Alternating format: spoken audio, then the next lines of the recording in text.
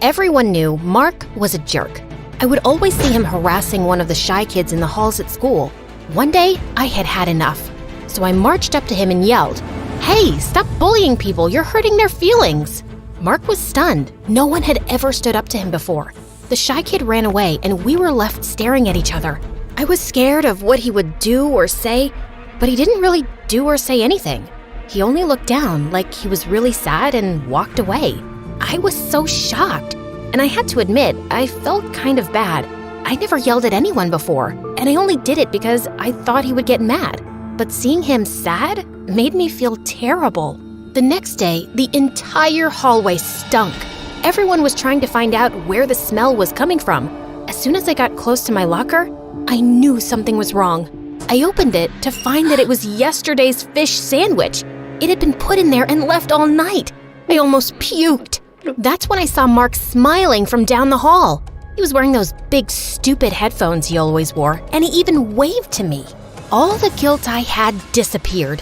I was gonna get him back. I just needed to figure out how. All day, I snuck behind him, following, watching, like a stealthy ninja. Every move he made, I was right there, but he never saw me. I noticed him writing in his notebook all day, in every class, but he was never prepared with the assignments. So I knew whatever he was writing, it wasn't homework. The notebook became my obsession. I needed to know what was in it so I could use it against him, but he never left the thing alone. It was always right beside him. Finally, in English class, he went to the bathroom. But he was smart, or should I say paranoid enough, to put the notebook in his bag. I pretended to drop my pencil and crawled to his bag. I couldn't take the whole notebook without being discovered, so I just opened the zipper, and I hoped that would be enough for the notebook to fall out when he took his bag. And then, when the bell rang and class was done, he put his earphones on again, picked up the bag, and the notebook fell out. He didn't hear it, of course, so I ran and grabbed it. I ran home and read it. It wasn't jokes or anything mean. It was poems, and they were all really sad and beautifully written. I almost cried reading them. Suddenly, I understood why he was so mean to people. It sounded like his dad was really mean to him at home and made him feel like he was nothing at all. There was a time when we were little in kindergarten when Mark would tear up the notes that came with school lunches from other kids' moms. I thought he was such a jerk for doing that. But one day, one kid's lunch had 2 notes, and one was for Mark. I guess that mom heard what he was doing and thought maybe it was because he didn't get notes. Mark never ripped up the notes again. I had totally forgotten that, but now reading his journal, I remembered he was in foster care, which meant the people he lived with weren't even his real parents and maybe they didn't want him at all. I guess if you feel like an insect, being a bully is probably the only thing you can do to feel like you have any say in your life. I wrote him a letter and said it wasn't his fault that he felt like that. I finished the letter and put it in his notebook. When I saw him at school the next day, I felt totally different about him. I saw the sadness in him and how no one paid any attention at all to him. And I admit, I swooned a little when I realized he was actually pretty cute. I got the notebook out and walked up to him with it. Is that mine? It, fell out of your bag yesterday. And you didn't give it back? I got busy, sorry. I gave it to him. He opened it and saw my letter.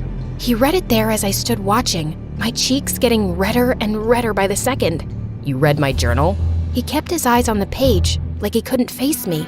I understand why you're mean to people, but before I could finish, he ripped my letter from the notebook and dropped it on the floor.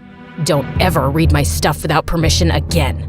All the good feelings I had for him disappeared. Didn't he know how hard I worked on that letter? How much I cared? Not to mention, I bore my soul to him. I got red again, but this time, it wasn't embarrassment. It was rage. That night, I told my mom everything. She told me, "Honey, you tried to do something nice, and that's great, but you read his private journal without asking. You invaded his privacy." I'm the only person who saw him. Everyone else ignores him. I understand, but that doesn't make him any less worthy of having privacy, does it? I went to my room without talking to her for the rest of the night. How could she not see what I had done? I put my heart on the line and got rejected. I did the right thing. All I wanted was to help him and let him know I understood. That night, I couldn't sleep. I kept tossing and turning, thinking about how he acted. but also what my mom said and how violated I would feel if someone read my diary. After barely sleeping a wink and finally calming down so I wasn't so angry anymore, I decided she was right. As soon as I got to school, I would apologize to him, and that would be that. I practiced my speech the entire walk to school that morning. Every word I would say, every gesture, I wanted to be understood and let him know that I understood him too. But when I got to school, I was horrified to see that there were printed posters of me all over the halls. They had my school photo and said Maggie is a stalker. Everyone was looking at me.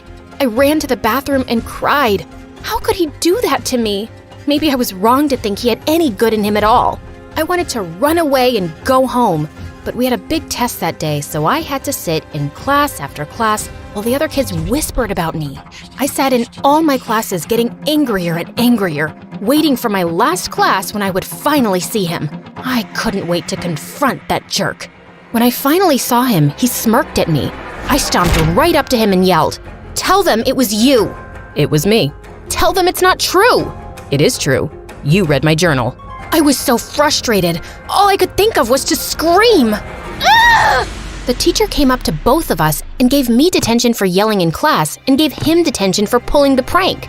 When we were both in detention, I made sure I was looking out the window or at the ceiling. Anywhere as long as we were not looking at each other. And of course, he starts whistling. I had to grind my teeth to keep from yelling again. Then the teacher left to get a coffee and we were left alone. It was so awkward. After a while, he took out his notebook and was reading something inside really intently. I had to admit I was curious about what it was. And then he wrote something and I was so mad at myself for even caring, but I did. I wanted to know what it was. As much as he annoyed me, I really did like his poems. But then I remembered his prank and ignored him. It was so mean. How could he do that? Did you really mean what you wrote in your letter? I couldn't believe he was actually talking to me. Yes, of course, but how do you remember? You threw it away. After I put all the posters up, I went back and found it in the trash. He took out a paper from his journal. It was my letter. No one's ever seen me the way you did. Then the bell rang and detention was finally over. He moved to the door, but before he could leave, I said, "I'm sorry about reading your journal, but I really like your poems." He turned and looked me in the eyes and said, "Can you come to my house tomorrow?" I was shocked and couldn't speak for a minute. Before I realized it, I said, "Yes." He ripped a piece of paper from the journal and gave it to me. It had his address and a note for me. I read it when he left. It said, "To the girl who saw through me. Usually, everyone sees past what I am, or I might become. But when you looked, you saw something more. To them I am glass, cold and cracked. But to you I am water, living and essential. I have never been seen before. It scared me. Thank you. I'm sorry." Again, I swooned. The next day was a Saturday, so I went to his house and heard yelling as soon as I got close. The house was small and the yard kinda dirty.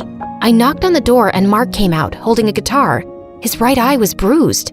He moved past me, walking toward a path in the woods across the street. "Are you coming?" I followed him all the way down to the shore of a lake I didn't even know was there. He sat down, and I sat down beside him, wondering what he was thinking. You said you liked my poems. I did. They're not poems, they're songs. Oh, can I hear one? I've never played for anyone before. You don't put yourself out there. That's why people don't pay attention. He hesitated, then played the guitar and sang one of the songs. He sang about his fears, his sadness, and about feeling like a monster for having to put people down to make himself feel big.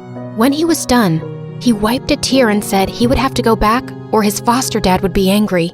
He left me there by the lake as I watched the sun set over the water. I knew I was falling in love with him. When I got home, my mom told me the one thing that would ruin everything just as it was all getting so good. We were moving across the country. She told me she was sorry, but we had no choice.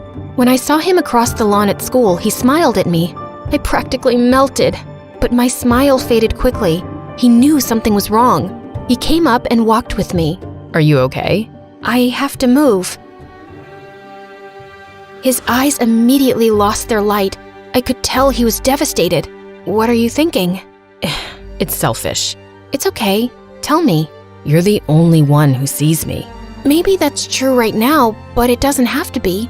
Your songs are beautiful. I don't know how to talk to people. I don't relate to anyone. Of course you do. We all have pain. We all get bullied. Even you." He thought about what I said, then a smile crept on his face and he looked right at me. My heart stopped when I saw his eyes. They were bright and full of hope. I never thought about that. Thank you. I can't believe you're moving away. I know. We both looked down, sad for ourselves because of how little time we had together. And then I raised my head and said, "You know what? We're here now, right? So why are we sad? We can be sad when I leave, but today, I want to be happy." You can just decide to be happy? Yep, why not? You're here, I'm here, we have all day to talk and hang out. He thought about what I said, then smiled. He looked at me and asked, "What do you want to do?" Without thinking, I leaned over and kissed him. His cheeks turned bright red. We both laughed. He took me to a boba tea place, then we ate some ramen and even went to karaoke. I had never had so much fun. I was worried it would only last for today, but I put all the worry behind me and enjoyed the moment. That night, we had to say goodbye. It was the hardest thing I ever had to do. He walked me home and kissed me before he left. The last thing he said to me was, "If I never see you again, please know you'll always be with me and all the people I help with my music." I watched him leave, holding on to the moment as long as I could. When it was time, we packed the moving truck and left. Then to my surprise, I saw him. He was on the sidewalk, talking to one of the shy kids he used to pick on. But this time, they were both smiling. He was apologizing and making friends. I knew then that everything would be okay. And as for me, I was going somewhere new. Sure, it was scary and a little sad, but it was also exciting. Who would I meet? What would I do there? I decided to enjoy every day and made a promise that I would make the most of any situation that came up in my life, good or bad.